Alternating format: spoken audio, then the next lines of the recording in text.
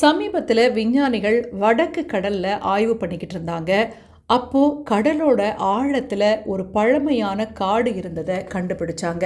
ஐரோப்பாவோட England, Norway மற்றும் Germany நாடுகளுக்கு இடையில அமைஞ்சிருக்கிற அட்லாண்டிக் பெருங்கடலோட ஒரு பகுதி தான் வடக்கு கடல் அப்படின்னு அழைக்கப்படுது. கடலுக்கு அடியில காடு அப்படிங்கிறது சாதாரண கண்டுபிடிப்பு இல்லை.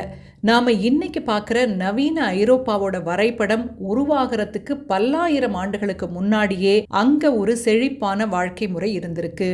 அந்த இடத்துக்கு பேரு டாகர்லேண்ட். இது பழங்காலத்துல பிரிட்டனை ஐரோப்பாவோட இணைச்ச முக்கியமான நிலப்பரப்பு. அப்படியே கடலுக்குள்ள புதைஞ்சு போச்சு. இன்னைக்கு லண்டன், பாரிஸ் நகரங்கள் எல்லாம் வெறும் சில ஆயிரம் ஆண்டுகள் வரலாறு உள்ளவைதான். ஆனா இந்த காடு 16,000 ஆண்டுகள் பழமையானது.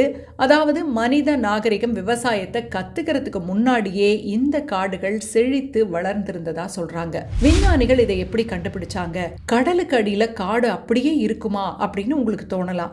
இதுக்கு விஞ்ஞானிகள் பயன்படுத்திய தொழில்நுட்பம் தான் காரணம். அது ரொம்ப சுவாரஸ்யமானது. அது என்னன்னு நம்ம பார்க்கலாம். செடா DNA தொழில்நுட்பம். கடலுக்கு அடியில இருக்க படிமங்களை எடுத்து அதுல இருக்கக்கூடிய மிகச்சிறிய DNA துகள்களை ஆராய்ச்சாங்க.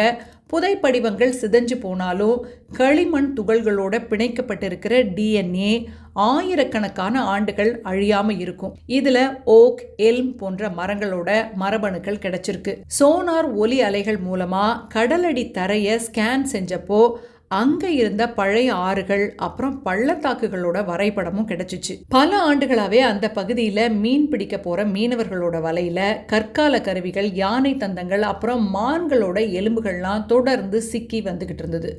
இதுதான் ஆய்வோட தொடக்க புள்ளியா இருந்துச்சு.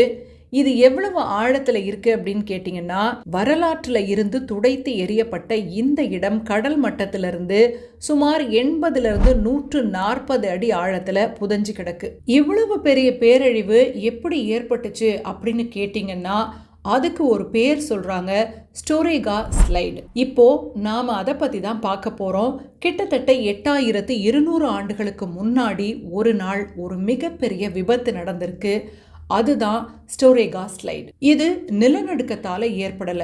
நார்வே நாட்டோட கடற்கரை பகுதியில கடலுக்கு அடியில இருந்த ஒரு மிகப்பெரிய நிலப்பரப்பு திடீர்னு சரிஞ்சு அப்படியே ஆழ்கடலுக்குள்ள போயிடுச்சு. இது கிட்டத்தட்ட 290 கிலோமீட்டர் நீளம் கொண்ட ஒரு நிலப்பகுதி. இது எப்படி ஆச்சு அப்படின்னு கேட்டீங்கன்னா, பூமி வெப்பமடைய தொடங்கியப்போ பனிப்பாறைகள் உருகி கடல் மட்டம் உயர்ந்துச்சு. இது நமக்கு தெரிஞ்ச வரலாறு.